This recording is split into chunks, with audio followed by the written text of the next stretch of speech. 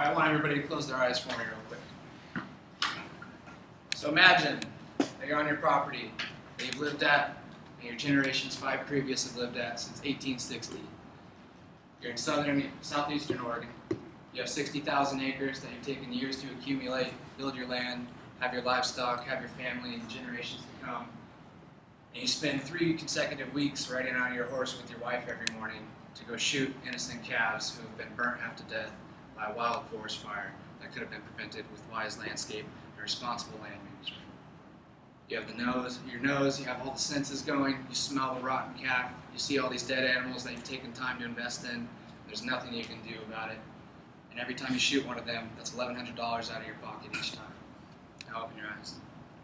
So the story I just described to you guys was that of Richard and Jeanette Iturion de Becha.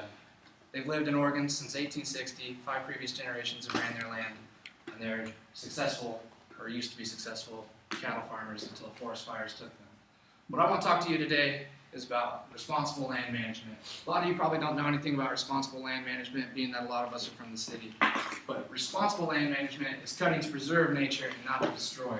By thinning projects, we're able to protect our future timberlands for generations to come. Now, this picture itself is an example of responsible thinning. I personally walked this property 8 years previous. This was nothing but shrub brush, which has a high resin oil on top of it that lights. It's incredibly flammable. And also, it's corrosive to the ground that it's on, and animals like wild sage-grouse, rabbits, and bear are not able to feed on it, even though they're omnivorous. Common myths about logging. Everybody thinks that loggers are just a bunch of rednecks that you see on TV like axemen going out and clear-cutting the hell out of the property. But all logging is not clear-cutting. We have less trees than we used to. Timber industry kills the environment. These are all myths. Now the truth about it is, my state, Oregon, has 35% more trees than it did in 1900, and that's been 112 years of consecutive logging.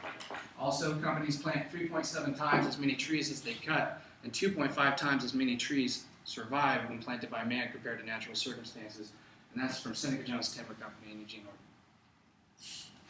Some of the benefits of thinning are jobs are created and sustained by providing work to these employees that go out and thin the property themselves, and by preventing forest fires and reaping the economic stimulus from that, you kill 2 birds with 1 stone. Also, existing trees in turn prosper and growth, creating oxygen, which helps with a healthier environment. The fire in specific that I was telling you about in the story was called the Long Drawn Miller Fire. It was the largest American fire since 1850, and it happened and just finished recently in Oregon. It burnt over 1,000 square miles, which equates to around 719,000 acres. Burned for 8 consecutive days, costing damages in the upper hundreds of millions of dollars, and displaced millions of animals, wildlife, and animals like bighorn sheep, antelope, wild horses, and coyotes along the way. And this fire was 100% preventable with responsible land management. So another amazing statistic is the area that it burnt was actually larger than Rhode Island and Delaware combined, and helped add to Oregon's incredible unemployment. So in this graph I have, it's a direct response, a correlation to the forestry jobs that are taken away since 2000 when the act of the Oregon Spotted Owl, finished by the Clinton administration, was put into place. And the negative effects are jobs are lost, the local economy goes to heck, and the government subsidies go away in turn. Due to government layoffs, this man right here, who had previously been jailed and arrested 47 times, 3 days was released, and this was 12 days ago.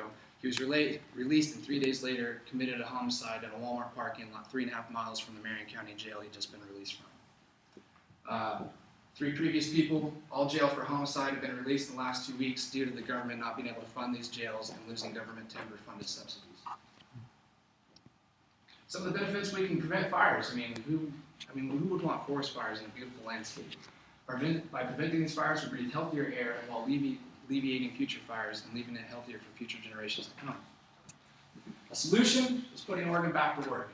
Allow for a wise reforestation act. In these certain economic times, we can't afford to take more time. We need to do things now. The people that say they protect the land, such as environmental groups such as Greenpeace, are actually the ones destroying it without even knowing it. They have unknowingly betrayed the land that they love.